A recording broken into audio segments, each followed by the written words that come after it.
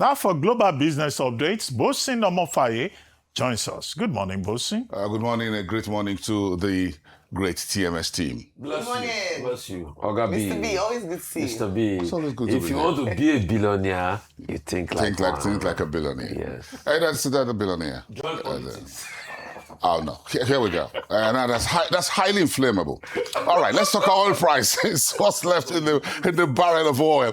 Edged up for Thursday morning. Investors were worried about escalating tensions between U.S. and Iran, fearing that any attacks on Tehran or shipping could lead to supply disruptions.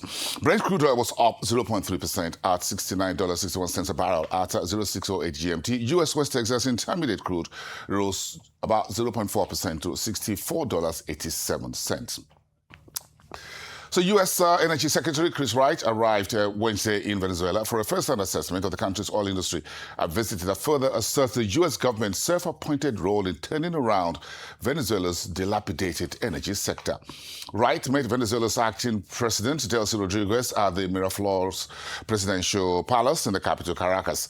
He's expected to meet with government officials, oil executives, and others during a three-day visit to the South American country. Wright's visit comes as the administration of U.S. President Donald Trump continues to lift sanctions to allow foreign companies to operate in Venezuela and help rebuild the nation's most important industry.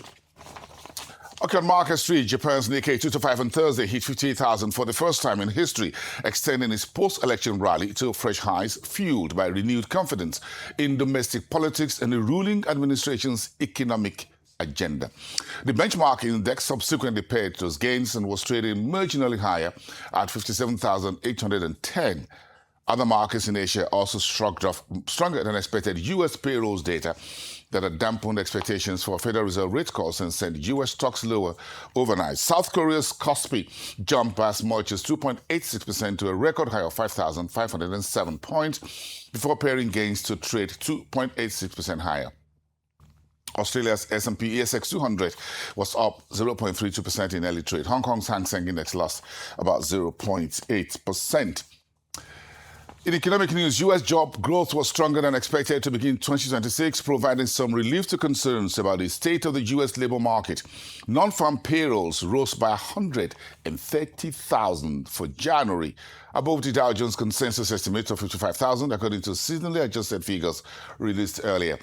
The total was also an improvement over December of 2025, where it saw a gain of 48,000 after a slight downward revision. The unemployment rate edged lower to 4.3%, below the forecast to stay unchanged at 4.4% from the prior month. The report, delayed nearly a week by the partial government shutdown that ended on February the 3rd, held consistent with a labor market in a low-growth mode. So you've got the U.S. The House on Wednesday passed a resolution disapproving of President Trump's tariffs against Canada, a blow to Speaker Mike Johnson, and a rare Republican rebuke of the president's signature economic policy. The resolution cleared the House 219 to 211, with several Republicans crossing the aisle to support it. One Democrat, Republican Jared Golden of Maine, voted against the measure. The tariff resolution, introduced by Republican Gregory Meeks, was considered a day after a procedural vote on a rule that would have barred House challenges to Trump's tariffs failed with the support of 3 Republican members. Trump warned Republicans during the vote that there will be consequences for overriding him on tariffs.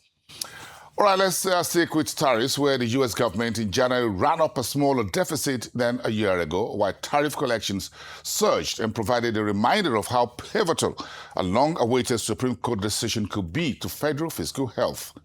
Customs duties collected through tariffs totaled $30 billion for the month, putting the fiscal year-to-date tally at $124 billion. That's about 304% more than the same period back in 2025.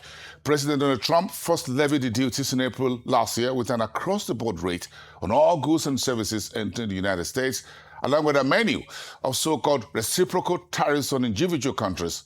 Since then, the White House has been negotiating with its trading partners, backing off on some of more aggressive charges while maintaining tough talk on issues. And here in Nigeria, the central bank has approved the participation of licensed bureau de change operators in the country's foreign exchange market, allowing each BDC to buy up to $150,000 every week. That approval is contained in a circular dated February the 10th, signed by the Director of the Trade and Exchange Department, Dr. Musa Nakoje, and addressed to authorized dealer banks and the general public. The move comes amid a widening gap between official and parallel market rates, which crossed 90 naira for the first time in 3 years. And Nigeria's crude oil production rose to 1.459 million barrels per day in January, reinforcing its position as Africa's largest oil producer, despite falling short of its Organization of Petroleum Exporting Countries quota.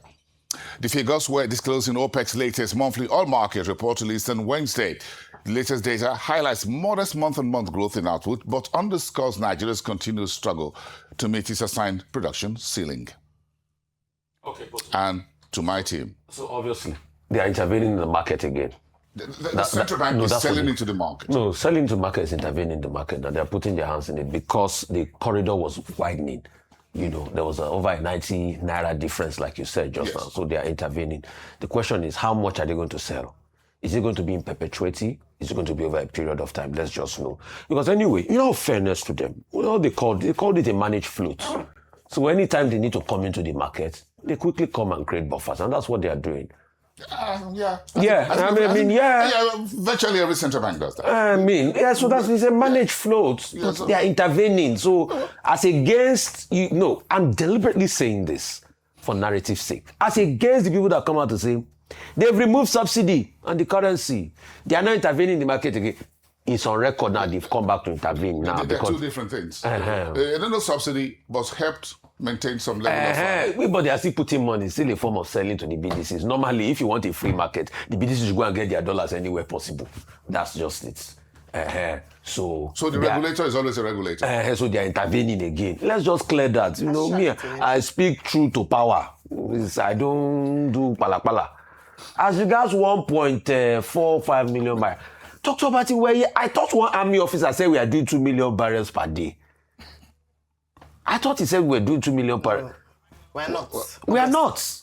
We're not. So these are also part of the lies and the half-truths we hear.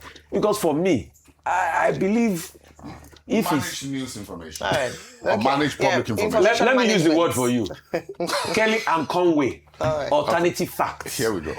Okay, all right. Let me go in quickly to the U.S. and tariffs on U.S. tariffs on Canada. This has, of course, been quite a debate, both from Trump leading this, a reluctance from the Republicans. Some Republicans now have demonstrated it with their vote in the House of Representatives, but strongly opposed to by the Democrats who pushed the bill in the first place. Now, what they had said was that this tariff was making enemies of traditional U.S. allies, in this case Canada, and so it should be, rescinded, it should be done away with. But also, Republicans, 6 of them, who were able to now tip the vote in favor of the Democrats' bill, said that actually Americans themselves are paying for these tariffs, because at the end of the day, they had to buy these goods. The cost goes back, so it doesn't make economic sense. So even a cup of coffee. Pardon? Even a cup of coffee had to go. So Look for alternative coffee, by the way. Exactly. That's so it doesn't make economic sense on that regard. So it's not just about politics and just wanting to, use, the tariff or trade as to weaponize it against people that are perceived as fraternizing with their enemies. In this case, China, from Trump's perspective. It also makes for those Republicans who voted against, or who voted for that bill, it makes economic sense that in protecting the interests of the American people, it does not make sense. However, it's just the first level. It still has to go to Senate, where the Republicans hold a more significant majority. So very unlikely that would pass through. And then it has to be signed by Trump. Very unlikely that would be signed by him, but there's a court case in that matter. So let's see how this will play out. Okay, you made a point that the vote in the House of Reps is symbolic. Yeah. And it is symbolic to the extent that it will not pass through. But the more important thing about tariffs is the case at the Supreme Court, which has not been determined. The U.S. Supreme Court took, the hearings, the submissions, oral arguments in November. They were supposed to rule in January. They have not done so. Now, that will have implications, both for the debate about tariffs and also for this customs windfall that we have been told has happened. Now, if the Supreme Court now decides that President Trump has violated the law, those tariffs, those customs tariffs that have been collected will have to be reimbursed and at interest. And that's why there is a bigger implication for the U.S. fiscal policy. That's the major issue on that subject, whether you are talking about the vote in the House of Reps or the report with regard to customs. Now, you also talked about unemployment figures coming down from 4.4 now to 4.3. Now, this would seem to be like a vindication of Jeremy Powell, who had decided that, look, because Trump wants rates to be cut, that won't be automatic. Because now, the employment market doing very well, according to the Department of Labor Statistics, will seem to have vindicated Powell. However, the only problem is that it's only in the health-related sector that you have had this stronger than expected, employment figures. In Japan, Takaishi trade is still doing well.